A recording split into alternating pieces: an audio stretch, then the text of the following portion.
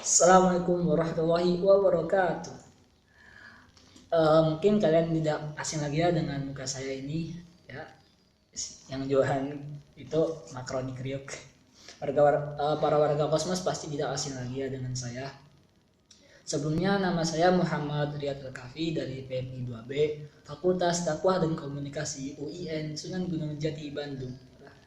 Nah, di sini saya akan melanjutkan pembahasan dari pemateri-pemateri sebelumnya, yaitu yang sudah disampaikan oleh rekan saya Bagus Bagja dan Heri Nur Rahman. Terima kasih atas penyampaiannya. Di sini saya akan menyampaikan tentang motif konstitusi. Oh ya, sebelumnya saya dari kelompok 7 yang beranggotakan 4 orang, yang isinya tuh ganteng-ganteng semua. Bagus Bagja, Heri Nur Rahman, saya sendiri Muhammad Riyad Al-Kafi kalau nggak tahu namanya. Yang keempat, sang legend yang mempunyai fakultas sendiri, Muhammad Taufik Mubarak, ya. Lanjut saja, di sini saya akan menerangkan tentang motif konstitusi. Pada sebelumnya kalian sudah mengetahui ya apa itu konstitusi. Nah, di sini saya akan menjelaskan motif konstitusi. Sebelum beranjak ke materi, saya akan menanyakan apa sih itu motif. Mungkin kalian sudah tidak asing lagi ya di telinga Anda bahwa motif itu sering digunakan oleh orang-orang sekitar gitu. Contohnya seperti motif batik, atau kalian pernah mendengar polisi itu belum menemukan motif dari pembunuhan tersebut, belum menemukan motif pencurian tersebut. Nah, motif kosakata motif itu sendiri itu apa ya? Menurut kamus KBBI, motif itu bisa diartikan dengan corak. Yang jika mendengar kata-kata saya suka motif batik ini, berarti motif yang dari kalimat itu corak dari batik tersebut. Yang kedua itu bisa diartikan dengan alasan atau sebab. Misalnya tadi kan ada perkataan yang bilang seperti ini, polisi itu belum menentukan motif pembunuhan tersebut gitu ya. Nah, motif dari kalimat itu berarti alasan atau sebab. Mungkin jadi motif dari pembunuhan itu berarti alasan atau sebab pembunuhan itu. Mengapa dia melakukan pembunuhan tersebut? Itu mungkin bisa jadi kecewa gitu karena dia tersakiti oleh sandoinya gitu.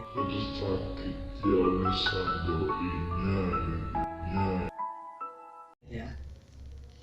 Nah, berarti dalam konteks tersebut motif itu alasan atau sebab. Nah, jika dalam konteks motif konstitusi berarti artinya alasan atau sebab konstitusi, mengapa diadakannya konstitusi ini gitu loh. Nah, saya sudah mencari di web yaitu Google mengenai motif konstitusi. Saya menemukan ahli yang mengemukakan tentang motif konstitusi itu menurut Lord Bryce di sini. Kalau tidak tahu ya siapa namanya, Lord Bryce. Lord Bryce ini mengemukakan motif konstitusi itu dengan empat macam ya. Yang pertama adanya keinginan anggota warga negara untuk menjamin hak-haknya yang mungkin terancam dan sekaligus membatasi tindakan penguasa. Nah, hak-hak apa sih yang diinginkan oleh anggota warga negara itu? Seperti halnya dalam Undang-Undang Dasar 1945 pasal 27 sampai 34, Anda boleh lihat di buku Undang-Undang Dasar itu mengenai tentang hak-hak manusia atau hak-hak asasi manusia atau hak-hak warga negara yang tercantumkan dalam undang-undang tersebut. Yang pertama itu hak atas pekerjaannya, hak kemerdekaan dalam memeluk agama yang dia percayai, dan hak untuk belajar, dan hak untuk diberi pengajaran dan lain-lain. Jika ingin mengetahui lebih lanjut silahkan buka saja buku undang-undangnya ya. Nah, dan membatasi tindakan pemerintah itu agar tidak sewenang-wenang terhadap rakyatnya gitu loh. Tidak sewenang-wenang dan menjalankan tata pemerintahan. Dan lanjut ke yang nomor 2, adanya keinginan entah itu dari pihak yang diperintah, entah itu dari pihak yang memerintah, entah itu dari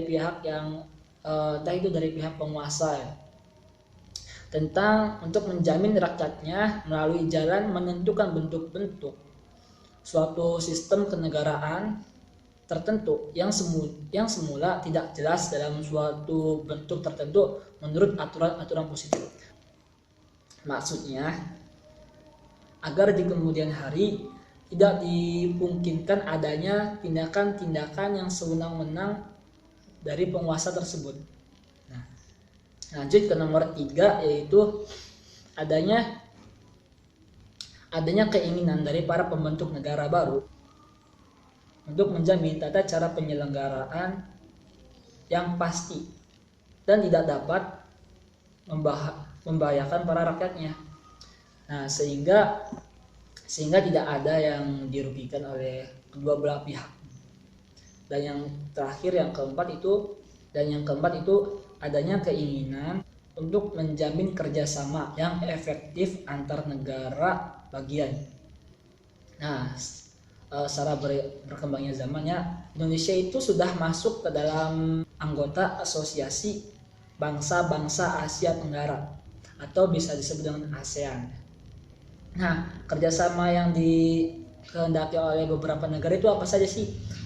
Baik, kerjasama yang dilakukan oleh beberapa negara antara lain seperti bidang ekonomi, bidang sosial dan budaya, dan bidang lain-lain. Seperti bidang ekonomi itu dalam sektor industri, cadangan pangan, kawasan perdagangan bebas. Nah, itu adalah motif-motif dari konstitusi itu mengapa harus ada yang dikemukakan oleh Lord Brace. Ya, mungkin cukup sekian dari pemateri yang saya sampaikan, semoga dapat dipahami.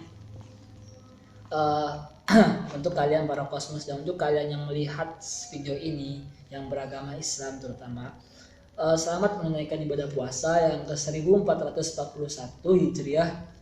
Untuk kalian para kosmos atau untuk kalian yang beragama Muslim khususnya, berbukalah dengan keluarga, karena yang sayang dan setia belum tentu mau diajak berkeluarga. Sekian dari saya. Wassalamualaikum warahmatullahi wabarakatuh. Thank you for attention.